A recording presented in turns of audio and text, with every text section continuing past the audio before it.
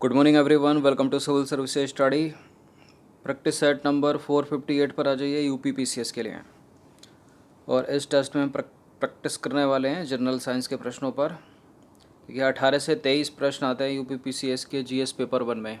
ठीक है, इसलिए इम्पोर्टेंट हो जाता है जनरल साइंस का सेक्शन। तो चलिए स्टार्ट करते हैं। प्लेलिस्ट इस टेस्ट सीरीज़ की बना रखी है, वहाँ पर आप टेस्ट नंबर 1 से लेकर 458 तक पहुँच सकते हो।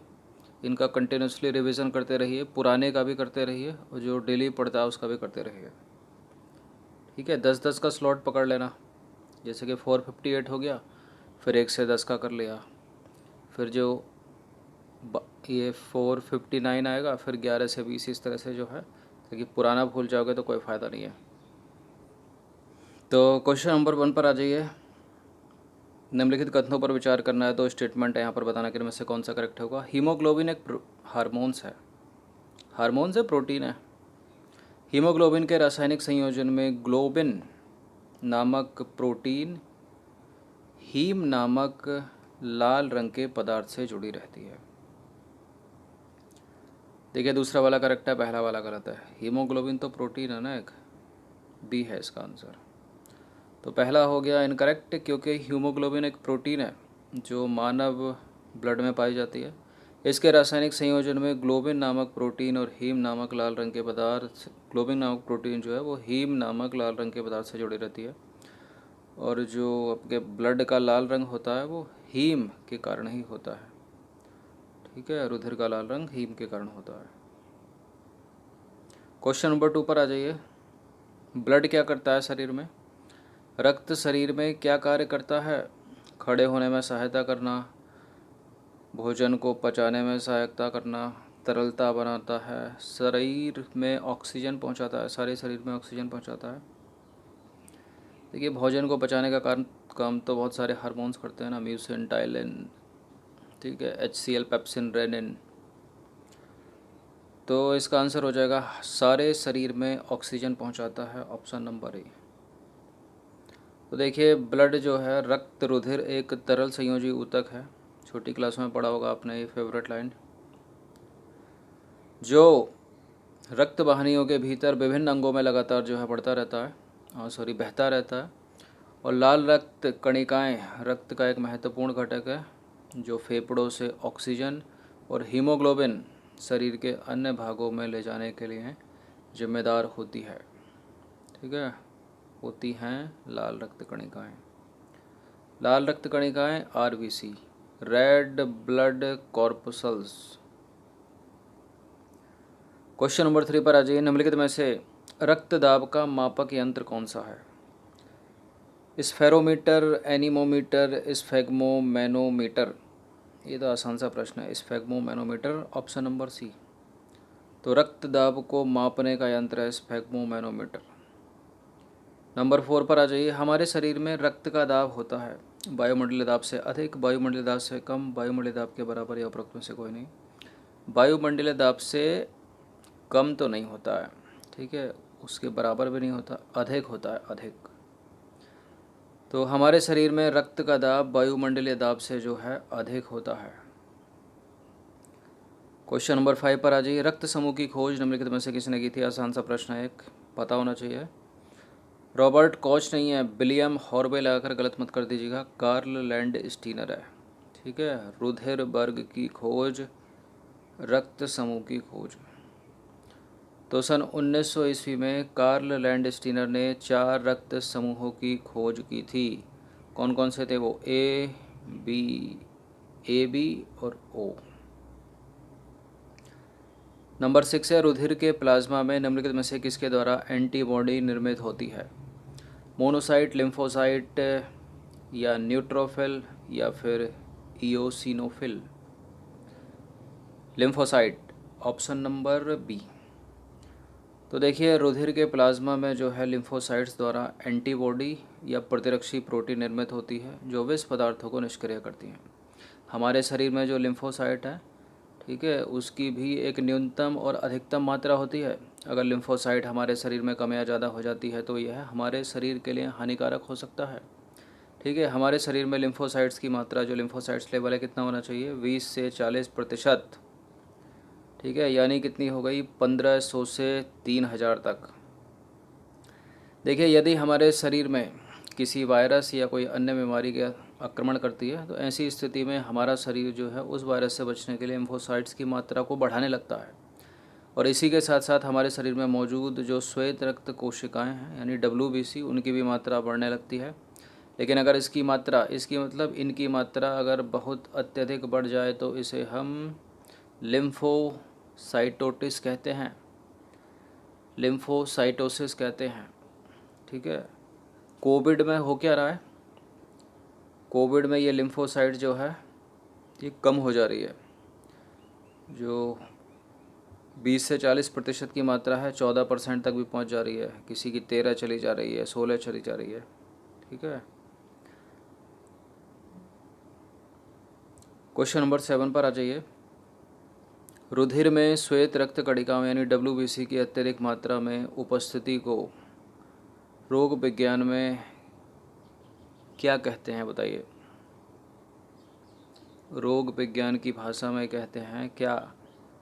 हैप्पी हाइपोक्सिया नहीं कहते, एनीमिया नहीं कहते, हीमोचूरिया नहीं कहते, ल्यूकेमिया कहते हैं। ठीक है, तो ल्यूकेमिया जो है एक ब्लड कैंसर है जिसमें रुधिर में श्वेत रक्त कणिकाओं यानी WBC की संख्या जो है आवश्यकता से अधिक बढ़ जाती है। क्वेश्चन नंबर 8 पर आ जाइए। मनुष्य के शरीर में रक्त का pH मान कितना होता है? कितना होता है? 7.4 सही उत्तर हो जाएगा, ऑप्शन नंबर सी। तो देखिए, रक्त का सामान्य pH होता है 7.35 से 7.45 के मध्य। ठीक है, एसिडोसिस और एल्कालोसिस से पीड़ित रोगियों का जो pH होता है इस सीमा के बाहर होता है। ठीक है, देखिए pH वैल्यू में जो है जो 7 की स्थिति रहती है वो न्यूट्रल रहती है। ठीक है, इसके अगर नीचे किसी वस्तु या पदार्थ का pH होगा तो वो खट्टी होती चली जाएगी, मतलब अम्लीय होती चली जाएगी, और 7 से ऊपर होगा, ठीक है, यानी 7.4 होगा, 8 होगा, 9 होगा, 10 होगा, तो वो क्षारीय होती चली जाएगी। क्वेश्चन नंबर 9 पर आ जाइए। प्रतिजन यानी एंटीजन वे पदार्थ हैं जो हानिकारक जीवाणुओं को नष्ट करते हैं, विषाक्तता के उपचार के लिए उपयुक्त होते हैं, शरीर के ताप को कम करते हैं, या फिर प्रतिपिंड यानी एंटीबॉडी के निर्माण को उद्दीपित करते हैं। देखिए, एंटीजन वह पदार्थ होते हैं जो एंटीबॉडी यानी प्रतिपिंड के निर्माण को उद्दीपित करते हैं। जो कोविड यानी कोरोना की वैक्सीन है उसमें क्या है? उसमें क्या दिया जाता है? कोरोना का ही मरा हुआ, ठीक है, मरा हुआ कोरोना है उसके अंदर, मतलब एंटीजन एक तरह से देखा जाए तो मरा हुआ जब एंटीजन जाएगा कोविड का, तो हमारा जो शरीर है वो एंटीबॉडी बनाने लगेगा। ठीक है, तो बना कर रख देगा, क्योंकि अगर जीवित कोरोना आ गया, मतलब जीवित वायरस आ गया हमारे ऊपर, ठीक है, कैसा आएगा? दूसरे से आएगा, खांसने छींकने से, ड्रॉपलेट से। ठीक है, तो क्या होगा? वो पहले से ही बना के रख देगा, फिर जो है नुकसान नहीं होगा आपकी बॉडी को। तो देखिए, प्रतिजन यानी एंटीजन वे पदार्थ हैं जो प्रतिपिंड यानी एंटीबॉडी के निर्माण को उद्दीपित करते हैं तथा प्रतिरक्षी आपके इम्यून सिस्टम को जो है प्रवर्तित करते हैं। ठीक है, रिकवर हो जाएगी आपकी बॉडी। क्वेश्चन नंबर 10 पर आ जाइए। रक्त ग्लूकोज स्तर मतलब ब्लड ग्लूकोज लेवल सामान्यतः व्यक्त किया जाता है किसमें? ब्लड ग्लूकोज लेवल मिलीग्राम प्रति डेसीलीटर में, ऑप्शन नंबर ए। तो रक्त ग्लूकोज स्तर जो है, ब्लड ग्लूकोज लेवल मिलीग्राम प्रति डेसीलीटर में व्यक्त किया जाता है। रक्त में ग्लूकोज की सामान्य मात्रा 100 मिलीग्राम प्रति 100 मिलीलीटर होती है। 100 मिलीग्राम प्रति 100 मिलीलीटर। देखिए, रक्त ग्लूकोज के नियमन के लिए अग्नाशय मतलब जो पैनक्रियाज है उससे इंसुलिन नामक हार्मोन स्रावित होता है। ठीक है, देखिए पैनक्रियाज यानी अग्नाशय में जो है लेगनहाइस की दीपिकाएँ होती हैं, वहाँ पर होती हैं अल्फा सेल, बीटा सेल और गामा सेल। अल्फ़ा से निकलता है ग्लूकेगॉन, बीटा से निकलता है ये इंसुलिन और गामा से निकलता है सोमेटोस्टैटिन। तो बीटा सेल से निकलता है कौन? इंसुलिन। कॉम्पिटिटिव एग्ज़ाम का फेवरेट ही है, इसी से ही प्रश्न बनते आए हैं और बनते रहेंगे अधिकतर। क्वेश्चन नंबर 11 पर आ जाइए। प्रकाश संश्लेषण होता है न्यूक्लियस में, माइटोकॉन्ड्रिया में, क्लोरोप्लास्ट में या फिर परऑक्सीसोम में। इन तीनों में कन्फ्यूज़न रहती है अधिकतर, लेकिन सही उत्तर क्या है यहाँ पर? माइटोकॉन्ड्रिया नहीं, इसको ऊर्जा का पावर हाउस कहा जाता है, लेकिन प्रकाश संश्लेषण यानी फोटोसिंथेसिस की जो प्रक्रिया होती है वो क्लोरोप्लास्ट में होती है, हमेशा याद रखिएगा।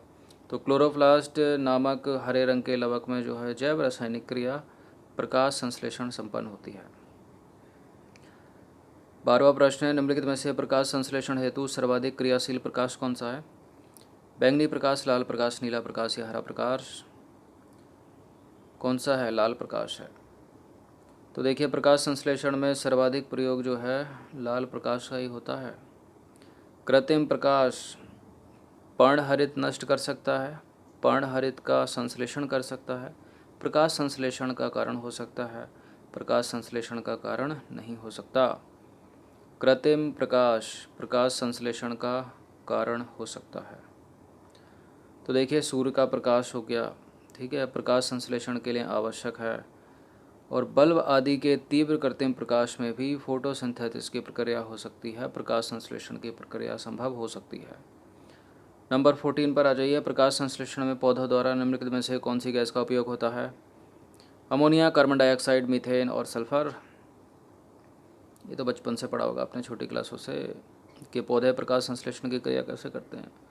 वायुमंडल से कार्बन डाइऑक्साइड ग्रहण करके, भूमि से जल ग्रहण करके और खाद्य पदार्थों को ग्रहण करके अपना भोजन बनाते हैं और ऑक्सीजन छोड़ते हैं।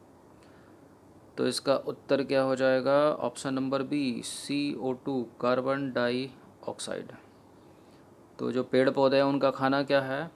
उनका खाना है कार्बन डाइऑक्साइड, ठीक है, सूर्य का प्रकाश, और जो इन सबसे जो प्रोडक्ट बनेगा उनके लिए वो प्रकाश संश्लेषण की क्रिया से, मतलब ये बहुत जो पदार्थ बनाते हैं। क्वेश्चन एक्सप्लेनेशन देख लीजिए। तो प्रकाश संश्लेषण क्रिया में जो है पौधे के हरे भाग, मतलब सूर्य से प्रकाश की ऊर्जा को ग्रहण कर वायु से लेकर कार्बन डाइऑक्साइड तथा मृदा से शोषित जल द्वारा कार्बोहाइड्रेट का निर्माण करते हैं, मतलब भोजन बनाते हैं, और ऑक्सीजन को जो है बाहर निकालते हैं, ठीक है। तो हमारे लिए जैसे हम खाना बनाते हैं तो दाल हो गया, रोटी, सब्जी, ये सब क्या है? कच्चा माल है, ठीक है, पकने के बाद वो बन जाता है भोजन अपना। ऐसे ही पौधों के लिए जो है सूर्य का प्रकाश, ठीक है, मृदा से शोषित जल और खाद, खनिज, लवण, ये सब क्या है? कच्चा माल है उसके लिए, ठीक है, जिसमें बनाता है वो अपना भोजन, कार्बोहाइड्रेट। अंतिम प्रश्न पर आ जाइए। प्रकाश का अधिकांश पृथ्वी पर अधिकांश ऑक्सीजन उत्पादित होती है घास से, शैवालों से, वृक्षों से, धान के खेतों से।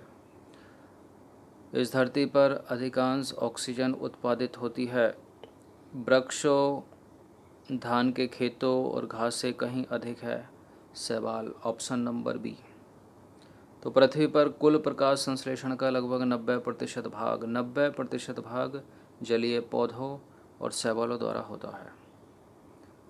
तो 15 प्रश्न थे ये जनरल साइंस के, इनकी प्रैक्टिस एक बार तो कर ही लीजिएगा। धन्यवाद।